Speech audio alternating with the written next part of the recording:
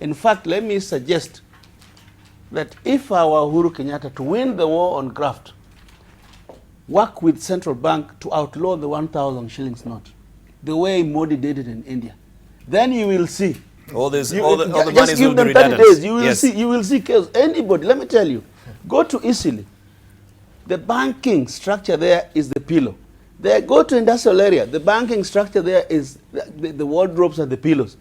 Outlaw the 1,000 shillings note today and give Kenyans 10 days to turn it into the bank, and you will see what will happen. I think that has been the debate actually on the floor, that maybe the way to actually stem this corruption and the monies we're seeing with, in Harambes and elsewhere is to, change that particular legal tender of the 1,000 shillings.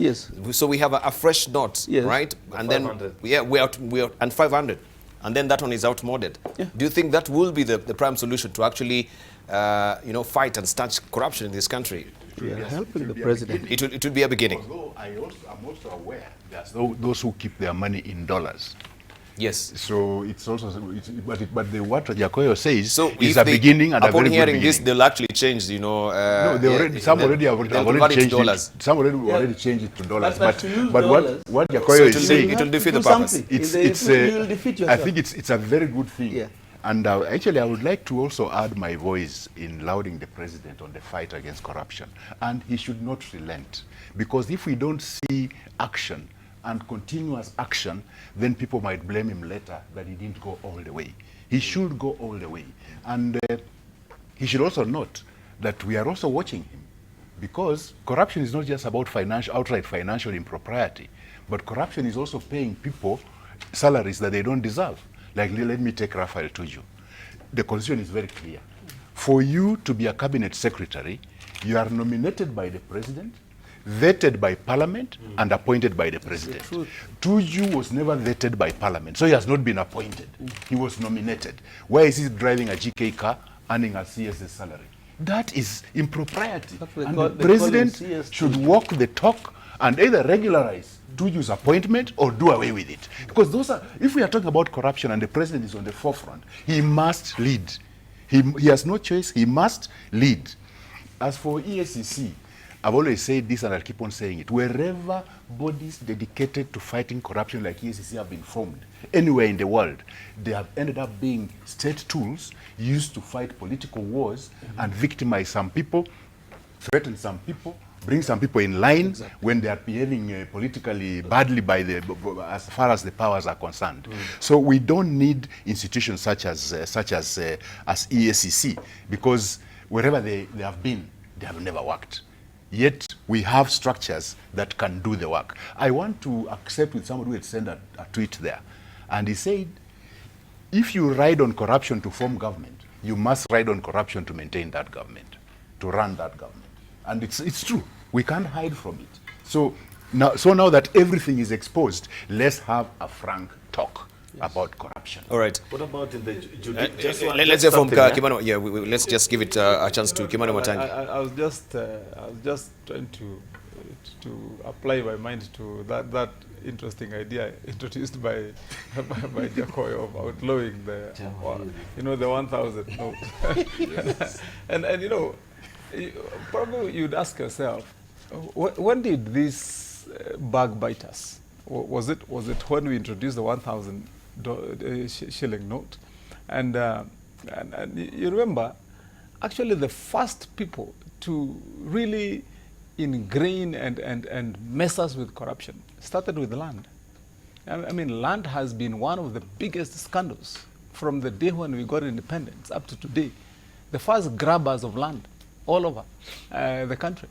And then from there, it moved from land. There is corruption in giving out jobs, and you'd also ask ourselves in countries like Uganda, for example, in countries like Zimbabwe, where currency has been devalued to such levels, such that it actually means nothing. Is there corruption? And so.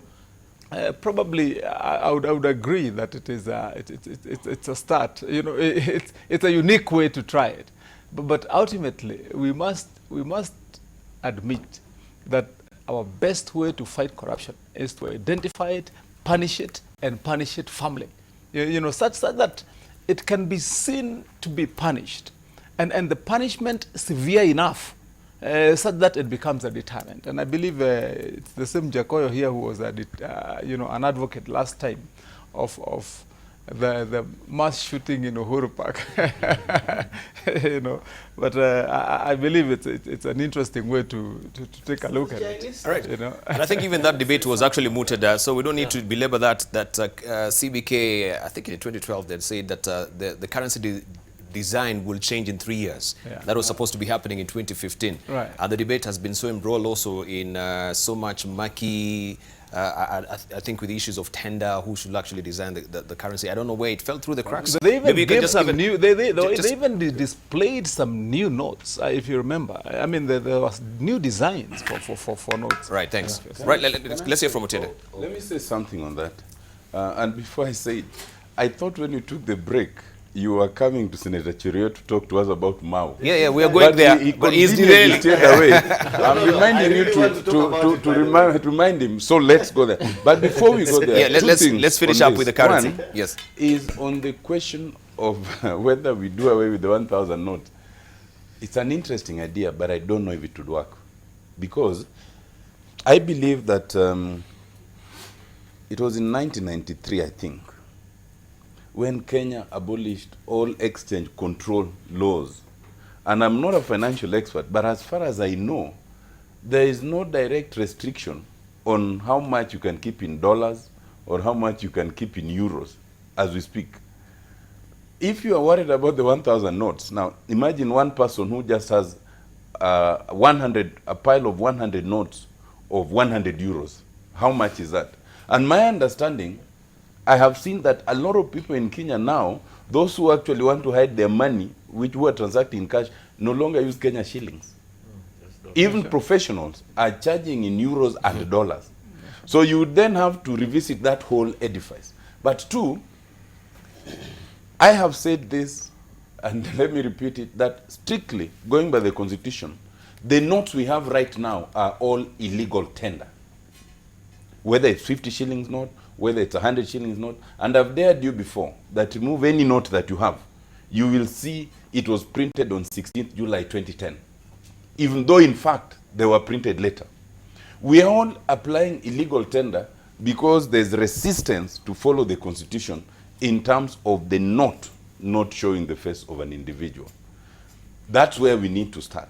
We need to take that opportunity in the Constitution, and as we are now agreeing, and we should have agreed by now on the format we need, then we'll agree on the formatting in terms of the money we need. Do we need coins? Do we need 1,000 note? Do we need 500? What do we need? I think that would be the opportunity. But all this, even the 1,550, it is actually illegal tender as we speak, because it should have been changed within the maximum of 3 years since 2010. Mm-hmm. We are 5 years out of time. Yes. Can I clarify? So, yes. Can I clarify? Because I think we are wasting time talking about the issue that I did not raise. In India... But if you have illegal money now, don't you think that's a pertinent issue? The problem in is your pocket. Unbanked money, which should be in the bank and should be in circulation. People have turned their houses so that they are not discovered. They have turned their closets into banks. And the government assumes that this money is in circulation. So the only way to find out, like Modi did in India, and he's a smart guy, he was a successful governor, and India is one of the fastest growing economies. What he wanted to discover is that everybody with certain currency, take it to the bank, so that we can know that this money is in our country. The problem, remember when I was dealing with the issue of betting, Thank you. I raised the issue of our money leaving to foreign countries. It is still leaving. One of my major points with betting, other than the social ills, was export of money. And I've raised the issue even with Safaricom. There is an issue in this country that the government cannot fight corruption and not talk about economic policy, and not talk about the issues, how our money circulates. Mm-hmm. And I think they need help in that regard. Thank you. And I can tell you, all this war against corruption will end up not, I mean, being unsuccessful if we do not know how much money we have in our country. And we are exporting too much of our money. Thank you. All right.